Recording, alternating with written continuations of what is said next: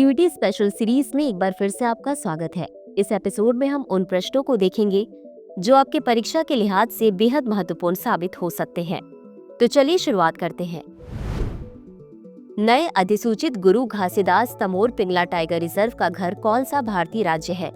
ए Madhya Pradesh, B Chhattisgarh, सी Jharkhand, D Andhra Pradesh. इस प्रश्न का सही उत्तर है विकल्प बी छत्तीसगढ़। चलिए देखते हैं इसके विश्लेषण को। गुरु घासीदास तमोर पिंगला टाइगर रिजर्व छत्तीसगढ़ में स्थित है। इस अधिसूचना के साथ छत्तीसगढ़ में अब 4 टाइगर रिजर्व हो गए हैं। अगला प्रश्न है, विश्व शौचालय दिवस 2024 की थीम क्या है? A water and sanitation for all, B toilets for better health, C toilets a place for peace, D dignity and privacy for all. इस प्रश्न का सही उत्तर है विकल्प C toilets a place for peace. चलिए देखते हैं इसके विश्लेषण को। विश्व शौचालय दिवस 2024 की theme toilets a place for piece है। अगला प्रश्न है, किस सरकारी विभाग ने GRAI की संकल्पना और डिजाइन तैयार किया? ए कार्मिक लोक शिकायत और पेंशन मंत्रालय, बी प्रशासनिक सुधार और लोक शिकायत विभाग, सी गृह मंत्रालय, डी विज्ञान और प्रौद्योगिकी विभाग। इस प्रश्न का सही उत्तर है विकल्प बी प्रशासनिक सुधार और लोक शिकायत विभाग। चलिए देखते हैं इसके विश्लेषण को। प्रशासनिक सुधार और लोक शिकायत विभाग ने संसदीय समिति की सिफारिश के आधार पर GRAI की संकल्पना और डिजाइन तैयार किया। अगला प्रश्न है, इसरो के GSAT-N2 उपग्रह को प्रक्षेपित करने के लिए किस रॉकेट का उपयोग किया गया? ए एरियन 5, बी फाल्कन 9, सी PSLV, डी LVM-3। इस प्रश्न का सही उत्तर है विकल्प बी फाल्कन 9। चलिए देखते हैं इसके विश्लेषण को। SpaceX द्वारा डिजाइन किए गए फाल्कन 9 रॉकेट ने फ्लोरिडा के कैनावेरल स्पेस फोर्स स्टेशन से इसरो के GSAT-N2 उपग्रह को प्रक्षेपित किया। अगला प्रश्न है, भारत के नए नियंत्रक एवं महालेखा परीक्षक के रूप में किसे नियुक्त किया गया है? ए गिरीश चंद्र मुर्मू, बी के संजय मूर्ति, सी वी श्रीनिवास, डी रमेश चंद। इस प्रश्न का सही उत्तर है विकल्प बी के संजय मूर्ति। चलिए देखते हैं इसके विश्लेषण को। वर्ष 1989 बैच के IAS अधिकारी के संजय मूर्ति को भारत का नया कैग नियुक्त किया गया। अगला प्रश्न है, धुरमारस गांव से होकर कौन सी नदी बहती है? ए नर्मदा, बी कांगेर, सी महानदी, डी गोदावरी। इस प्रश्न का सही उत्तर है विकल्प बी कांगेर। चलिए देखते हैं इसके विश्लेषण को।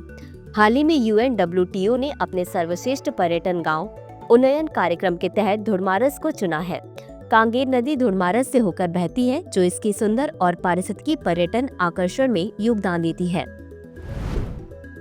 अगला प्रश्न है, पिछले शैक्षणिक वर्ष की तुलना में संयुक्त राज्य अमेरिका में भारतीय छात्रों की संख्या में कितने प्रतिशत की वृद्धि हुई है? ए 10%, बी 15%, सी 23%, डी 30%। इस प्रश्न का सही उत्तर है विकल्प सी 23%। चलिए देखते हैं इसके विश्लेषण को। पिछले शैक्षणिक वर्ष की तुलना में संयुक्त राज्य अमेरिका में भारतीय छात्रों की संख्या में 23% की वृद्धि हुई, जबकि चीनी छात्रों की संख्या में 4% की कमी आई। अगला प्रश्न है, दक्षिण अफ्रीका में कौन सा कानून अफ्रीकी पेंगुइन को नुकसान और शोषण से बचाता है? ए वन्यजीव संरक्षण अधिनियम, बी समुद्री पक्षी और सील संरक्षण अधिनियम, सी समुद्री जीवन संरक्षण अधिनियम, या डी लुप्तप्राय प्रजाति अधिनियम। इस प्रश्न का सही उत्तर है विकल्प बी समुद्री पक्षी और सील संरक्षण अधिनियम। चलिए देखते हैं इसके विश्लेषण को। समुद्री पक्षी एवं सील संरक्षण अधिनियम 1973 अफ्रीकी पेंगुइन और उनके अंडों को नुकसान और शोषण से बचाता है।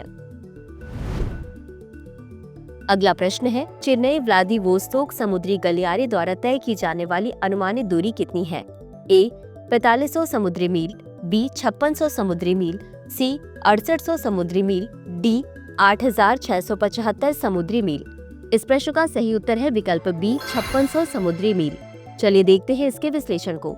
चेन्नई व्लादिवोस्तोक समुद्री मार्ग लगभग 5600 समुद्री मील की दूरी तय करता है, जिससे माल परिवहन का समय काफी कम हो जाता है। अगला प्रश्न है, सीबेड कर्टेन परियोजना द्वारा संरक्षण हेतु विशेष रूप से किन 2 ग्लेशियरों को लक्षित किया गया है?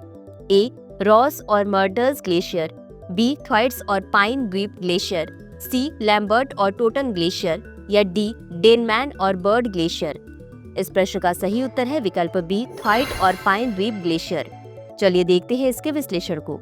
सीबेट कर्टेन परियोजना द्वारा संरक्षण हेतु विशेष रूप से थ्वाइट और पाइन द्वीप ग्लेशियरों को लक्षित किया गया है।